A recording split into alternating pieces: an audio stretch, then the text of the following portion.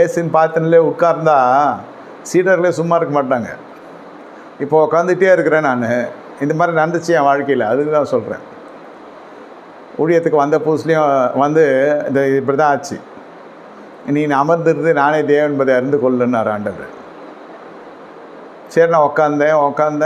மாதக்கணக்கில் போச்சு, வருஷக்கணக்கில் உட்கார ஆரம்பிச்சிட்டேன். உட்காருதுன்னா சும்மா உட்காருது இல்லை. காலைல உட்காந்தேன்னா மதியானம் தான் எழுந்திக்குவேன். மதியானத்தில் சாப்பிட்டுட்டு திருப்பி உட்காந்தேன்னாக்கா சாயந்தரம் எழுந்திக்குவேன். இல்லை மதியத்தில் படுத்துட்டேன்னாக்கா சாயந்தரம் உட்காந்தோன்னா நைட்டு தான் எழுந்திக்குவேன். நைட்டு உட்காந்தனாக்கா விடிகால தான் எழுந்திக்குவேன். இன்னி வரைக்கும் அது நடந்துன்னு இருக்குது. 3 வேளையும் உட்கார முடியலனாலும் நைட்டு உட்காந்தனா ரொம்ப சந்தோஷமாக விடிகாலில் தான் எழுந்திக்குவேன். பெருமைக்காக சொல்ல வேண்டிய அவசியம் இல்லை, உங்களுக்கு தெரியும். உட்காருதல் என்பது அது ஒரு மிகப்பெரிய சுவாரஸ்யமான காரியம். கண்ணை மூடிட்டு நீங்கள் உக்காந்திங்கன்னா வாயெல்லாம் தரக்கூடாது. நீங்கள் பண்ணுற ஜெபம்லாம் இங்கே பண்ணக்கூடாது. அவர் என்ன சொல்கிறார் என்றதை கேட்கிற சிந்தைக்கு வரணும்.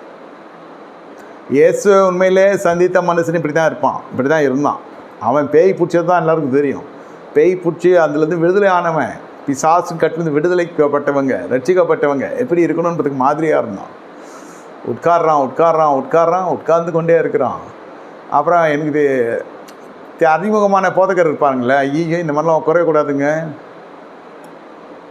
சரி இல்லை, இது ஊழியக்காரன் வாலிபன் ஏஞ்சி ஓடி ஊழியம் செய்யணுமா என்பா உட்காந்துருக்கிறது வந்து நம்ம ப்ரிப்பேர் பண்ணுறார் கர்த்தர். அது அனுபவம் இருக்கிறவங்களுக்கு தெரியும். சரி, தெரில இன்ன வரைக்கும் ஏன் உட்காடுறீங்க அப்படின்னு கேட்டால், தேவ சமூகத்தில் உட்கார்றது தான் பலன். நீங்கள் எனக்கு அவ்வளோ நேரம் செலவு பண்ணி உட்காந்தா தான் உங்களோட 10 நிமிஷம் பேச முடியும். My practice. ஒரு வேளை நான் பலவீனனாக இருக்கலாம். ஆமாம், 1 மணி நேரத்துக்கு மேலே 2 மணி நேரம் உட்காந்துட்டு ஒரு 20 நிமிஷம் ஜனங்களை பார்த்து பேசினா அவங்களுக்கு ஆசீர்வாதம். என்னை கத்துற அந்த நேரத்தில் 20 நிமிஷத்தில் வல்லமாக பயன்படுத்துறதுக்கு 2 மணி நேரம் நான் உட்காரணும். சார்ஜி இந்த ஃபோன் வந்த புதுசில் கத்துற என்கிட்ட சொன்னார், 97ல் அப்போ தான் வந்துச்சு. அந்த நிறுவனத்தில் நான் ஒரு பெரிய அதிகாரியாக வேலை செஞ்சேன். அப்போயே எனக்கு கத்துற உணர்த்தினார், எவ்வளோ நேரம் இது சார்ஜ் போடுறியோ அவ்வளோ நேரம் பேச முடியும். அப்போ இருந்த ஃபோனாக செங்கல் மாதிரி இருக்கும், உங்களுக்கு தெரியும். நீ எவ்வளோ நேரம் என் சமூகத்தில் இருக்கியோ அவ்வளோ மரியாதை உனக்கு மக்கள்கிட்ட. உனக்கு கனம், செல்வாக்கு, செழிப்பு, பிழைப்பு எல்லாமே அதில் தான் இருக்குது. இங்கே உக்காந்தா தான் இங்கே போய் பேச முடியும்.